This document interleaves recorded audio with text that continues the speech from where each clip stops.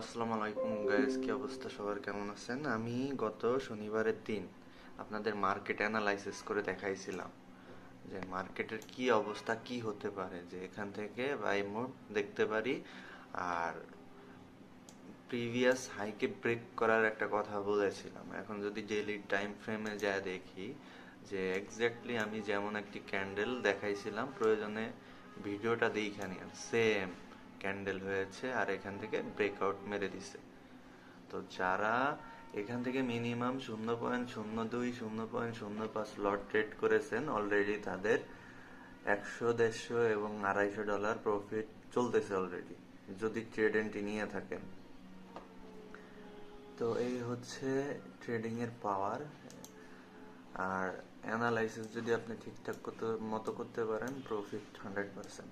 দেখেন, আমি কিন্তু গতদিন এখানে অ্যানালাইসিস করে আপনাদের এই কথাগুলা বলছিলাম, ভিডিওটা দেখে নেবেন।